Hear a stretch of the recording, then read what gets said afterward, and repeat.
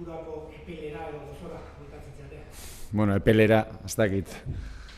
Hainbestean epelera, seguraldi honekin, baina bai, bueno, azkenean aurrekoan galdu ingen duen, eta gogoakin berriro jokatzeko, ez dira egun gehiegi pasatu azkenengo partidutik, eta bueno, galtzen dozunean beti daukazu gogoa berriro urrengo partidua llegatzeko lehen bai lehen, ez. Datorren taldearen zenbakiak begiratuta, itxura guztien arabera, aurkari errazak akotxak izanezteke, hori asko pentsatuko dut egintzat, sekula ez du etxetik kanpo irabazi, oso zenbaki txarrak ez dauzka. Bueno, etxean ez zuen galdu, ez? Dana oso emaitza onak eskuratu ditut, aurrekoan galdu egin zuen. Hemen berdintasuna oso handia da, taldeen artean, eurak oso jokalari ona dituzte, danak bezala, eta egia da etxetik kanpo ez diela etxean bezain ondo ibili, baina beste arerio bat, taula erdian dagoena, eta arriskutsua baita ere, ez? Batez ere zelai erditik aurrera, hor Brandon, Paulino, jokalari baten kontra eta eguna izaten dutenean aldea egiten dutenak, ez? Eta orduan kontua eduki beharko du. Futbolean askotan logikak nola funtzionatzen duen, kazetario logika eta zale logika, etxean zoragarri dabilen talde bat, etxetik kanpo oso gaizki dabilen talde bat, emaitza segurua da. Bai, baina, bueno, uste dute zuek ni bezala urte asko daramatza zue futbol munduan, eta astero ikusten ditugu, justo kontrako, ustearen kontra doazen gauza asko, ez, edo oso normalak izaten dira, berdintasun hain handia dagoenean taldeen artean, logikoki eurak etxetik kanpo hobetuko dute, ez dakit noiz baina hobetuko dute, ze taldea badaukate hobetzeko, eta aurrekoan Amorebietakan irabazi zuen, lehenengo aldian partidu bat galtzen dutena, etxean kriston maila eman dute, eta bueno, hori azkenean berdinduko da, eta ia ez bada aste honetan, ez? Partidu hauetan arreta berezia jarri behar da, gehientsuenek gauza bat segurutzat ematen dutenean bereziki kontuz egin behar da. Bai, baina, bueno, eske segurutzat ematen duena uste dut ez dabilela ondo edo ez dakiela zer dagoen, ez? Uste dut berdintasuna oso handia dela kategoria honetan, eta inor ez da partidu hasi aurretik favorito edo ez dut ikustenik aldea taldeena artean, hain alde handia esateko aldez aurretik talde batek irabazingo duela, ez? Guk irabazi ditugun partidu guztiak etxean edo gehienak estutasunez irabazi ditugu, eta bueno, eurak galdu dituzten batzuk ere horri bili dira berdintzeko irabazteko, orduan ez dugu espero partidu errezik, ez? Ez dugu euki orain arte, ez da bat, orduan ez dakizagaitik espero behar dugun partidu errez bat, ez dugunean bakar bat errez irabazi, ez? Bigarren Ipurako bertsio ikusiko dugu edo behintzat hori da zuen nahi.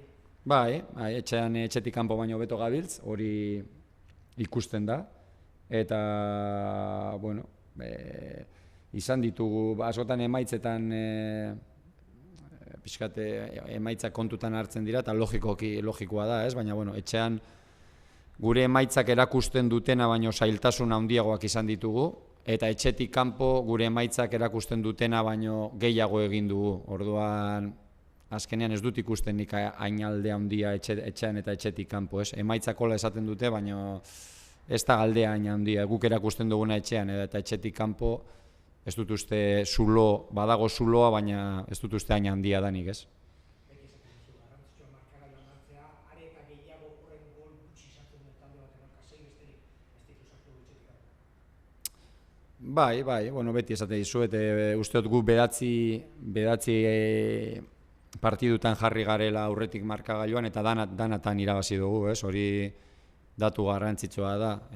Orduan badakigu aurretik jartzen garenean indartsu garela, eta baita ere hutsune gehiago aurkitzen ditugula gero korrika egiteko, eta bueno, nahiko alde jartzen zaigula partidua, orduan beti ez da horrela izaten edo ez da horrela izango, baino ahalegin egin behar dugu, ez? Hasiera ona eman partiduari, eta etxean inposatzen dugun ritmo hori askotan arerioak ezin du horrekin, ez? Kanpoan galtzen dezunean, etxean irabaztera derrigor eta zalde gehiago, hori presio gain presioa. Bueno, presioa azkenean badakagu exigentzi hori, taulan goian egoteko, eta presioa futbolean beti daukazu, aurrekoan galdu ingen duen, irabazi eskero ere buruan eukiko genduen partidu hau irabaztea, taularen goi partean nahi baduzu egon, ez behartuta, baina komeni aste guztietan irabaztea, azkenean uste dut puntu asko pilatu ditugula orain arte, baina goikoak ere partidu asko irabazten dituzte, eta nahi baduzu hor goiko 5-6 hoien artean egon, partiduan normalean aurrera atera behar dituzu, asmo hori behintzat izan, eta etxean jokatzen dozunean, zer esan, ez? Bueno, azkenean ditu jokalari batzuk zelai erditik aurrera eguna izaten dutenean aldea egiten dutenak, ez? Antoñín, Paulino, Brandon, Jairo, azkenean punta erdi edo jokalari batzuk bat-baten kontra errez juten diranak, eta kontu handia izan beharko dugu, ze hor jokalari ezberdinak eta onak dituzte, punta erdi hoietan, hiru jokalari hoiek, normalean beti joaten dira defentsaren kontra, arean sartzen dira eta bat-bateko jokaldiak egiten dituzte, eta eguna izaten dutenean, batez ere etxean oso partidu onak indituzte, eta zaila da defenditzea hoien kontra, ze laguntzak ez badituzu izaten, normalean dia jokalari batzuk june egiten dianak, abilesiagatik edo abiaduragatik, eta orduan defentsan ere, ez bakarrik erasoan, defentsan ere kontu zeuki beharko dugu jokalari hoiekin,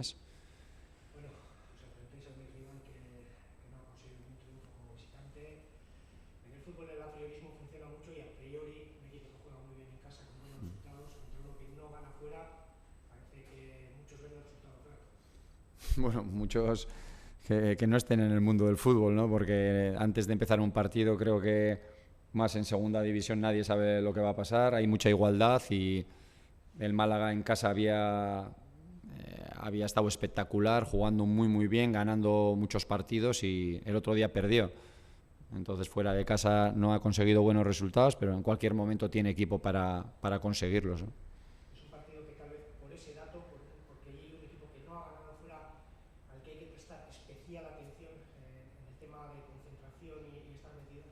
Sí, hombre, no somos un equipo que salga relajado, si cuando no estamos bien es porque no hemos podido, no nos han salido las cosas, pero en eso no tengo ningún miedo. Además, cuando vienes de perder, tienes que tener esa responsabilidad de saber de lo importante que es este partido, lo sabemos, la dificultad que tiene y no va a ser un problema salir relajados porque no lo vamos a hacer, nunca lo hacemos, ¿no? Nada en especial, es igual que si me dicen que el Málaga no había perdido y ha ido la Amorebieta allí y ha ganado. Lo veo también normal, es muy difícil mantener el nivel en esta categoría, ellos fuera de casa, como nos pasa a nosotros, han tenido más dificultades, pero también han hecho partidos en los que podían haber sacado mejores resultados, y en casa han ganado mucho, pero también han pasado dificultades para sacar los partidos. Lo que nos pasa a nosotros, hemos ganado en casa, pero no recuerdo en casa que hayamos ganado un partido, decir que lo hemos ganado fácil. Los números del Málaga durante la temporada tenderán a igualarse más en casa y fuera, y los nuestros también. Por lo tanto, es un partido complicado, como todos, y contra un equipo que tiene buenos jugadores y que ha hecho las cosas bien, sobre todo en casa, y fuera pues no ha conseguido puntos de momento, o muchos puntos, pero tenemos que estar siempre alerta, ¿no? Ojalá, ¿no? Ojalá podamos, es verdad que en casa estamos mejor que fuera, vamos a ver si podemos mantener esta racha que llevamos en casa e intentar sacar este partido, ¿no? Que como todos los partidos es importante, pero cuando vienes después de perder siempre es mucho más importante, ¿no? 6 goles tan solo ha marcado el Málaga, siempre dices, ¿no? Importante adelantarse en el marcador, más tal vez con un equipo que tiene tantas dificultades para marcar.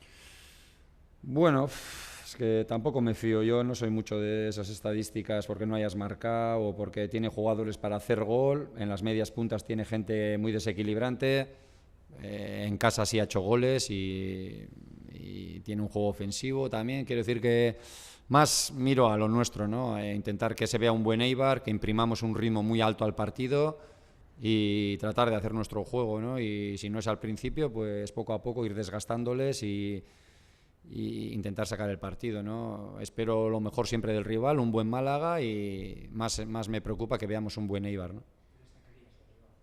Bueno, todo un poco, pero sí es verdad que ahí en las medias puntas tiene jugadores que hacen la diferencia, sobre todo en el 1 contra 1 es verdad que tiene alguna lesión también, pero ahí tiene 4, 5, 6 jugadores en las 3 medias puntas que cuando te encaran, Paulino te deja sentado en el 1 contra 1, gente como Brandon, como gente que son buenos, ¿no? Tenemos que tener ayudas constantemente contra esos jugadores, porque en los 1 contra 1 es un equipo que te va a encarar, que te va a buscar, que te va a buscar el dribbling, y entonces siempre necesitas ayudas contra ese tipo de jugadores, ¿no?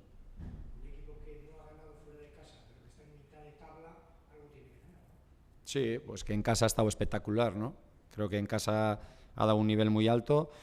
Y bueno, al final siempre todos miramos a los resultados, pero bueno, creo que le pasa como a nosotros. Creo que el Málaga en casa ha hecho muy buenos partidos, pero también los ha sacado algunos de ellos pues justo, y fuera de casa lo contrario. Ha hecho igual mejores partidos para merecer más puntos de los que tiene, ¿no? Un poco como nos pasa a nosotros, que es verdad que somos dos equipos que en casa hemos andado mejor que fuera, yo creo que los dos, pero que también para sacar los partidos de casa nosotros hemos tenido que sufrir mucho, ¿no?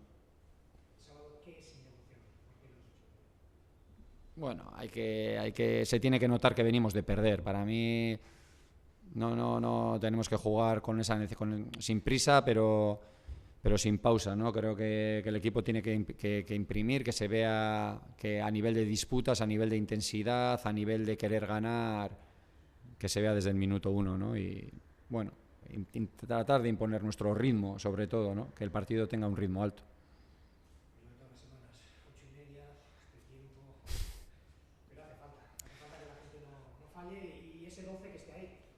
Sí, está claro. En Ipurúa tenemos una comunión perfecta con el público y bueno, no sé cuántos días llevamos lloviendo seguido. Es verdad que no es una buena... 20 días seguidos. Aquí en Achavalpe yo creo que más todavía, pero bueno, la verdad que pues la verdad que cuando ha venido la gente a Ipurúa se lo ha pasado bien, ha visto buenos partidos y nosotros también les hemos necesitado mucho y hemos agradecido mucho cuando había más gente, ¿no? Y bueno, esperemos que venga la gente y que nos ayuden como lo hacen siempre. Vale, va, el arte va ahí.